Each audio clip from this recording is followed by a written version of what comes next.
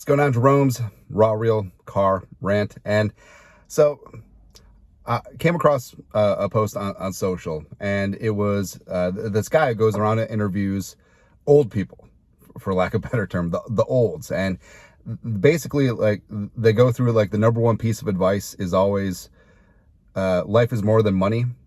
And as a young person, you're like, man, that old person's full of poop, right? And all this stuff about hustle culture, grind culture, burning the candle at both ends.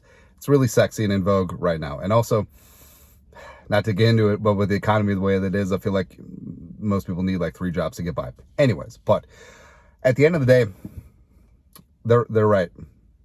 And I've been on this rock for 38 years, and I've definitely been a part of grind culture, as still currently am. And just taking a step back and being thankful for what you have, family, health, friends, purpose in life. That really is all important. Now, you need money. Like, money makes life easier. It gives you options. It gives you flexibility. It gives you opportunities. And it gives your kids opportunities. That's really important. But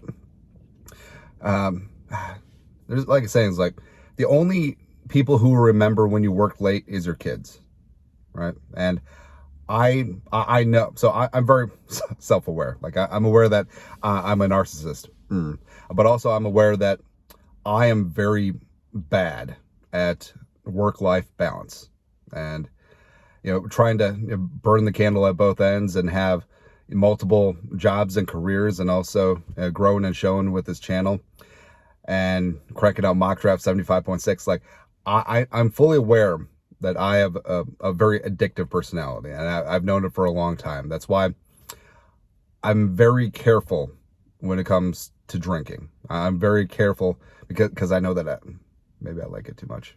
Maybe that's a sign.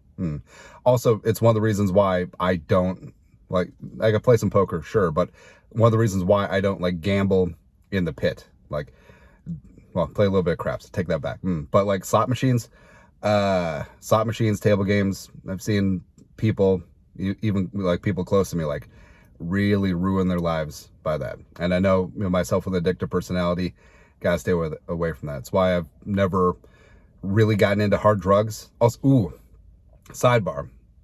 So when my father was dying of cancer, they had him on all these pain meds, right? And he had like all right, so like one of those travel toiletry bags where it's just, you unzip it and it goes da-da-da-da-da.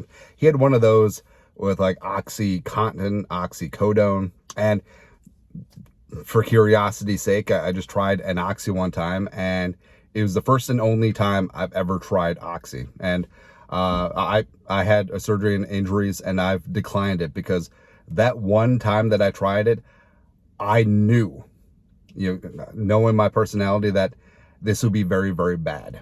And also, I mean, there's tons of stories out there about people getting addicted to painkillers. I mean, Ryan Leaf is a prime example. He's made a recovery.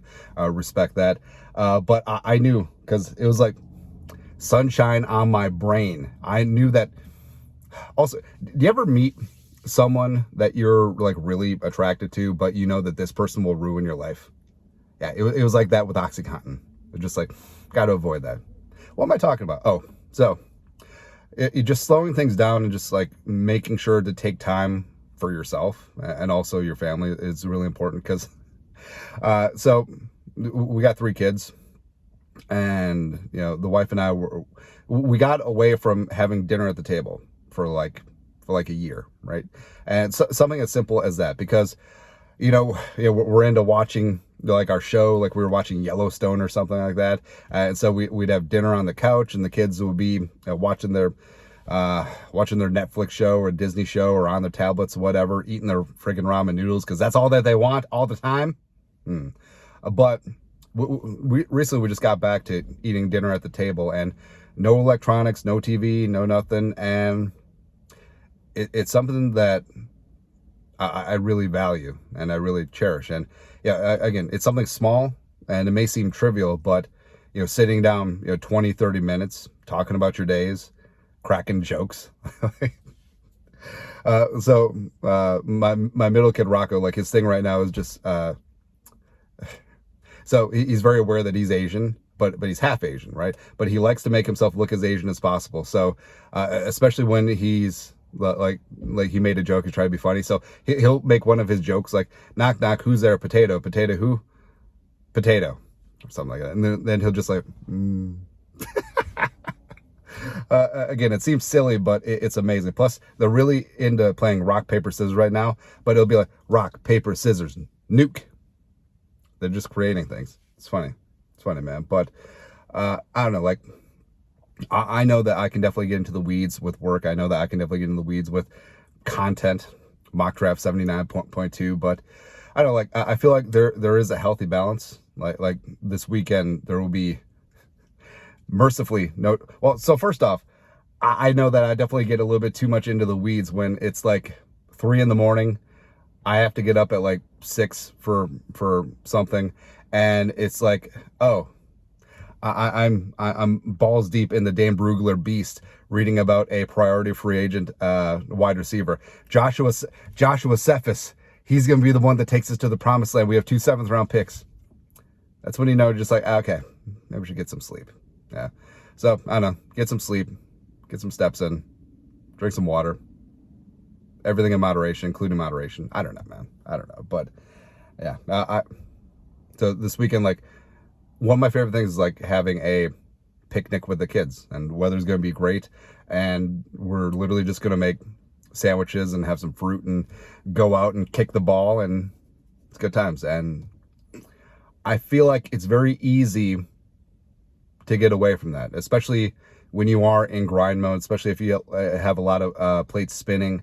And yeah, like I'm cognizant that I'm very bad at it, and it's something I need to improve on. And I feel like at the end of the day, like we said, who's going to remember that you work late? Just your kids. All right. So take time for yourself, take time for friends and family, take time for all that, because I mean, work is work is work. It'll always be there, and there'll always be time for another mock draft. I don't know what we accomplished, but I don't know. It's Beautiful Friday. What we call it? Do we call this like Philosophical Friday? It's probably pretty good. Anyways, you guys are the best. You know what to do. Skull, no production value.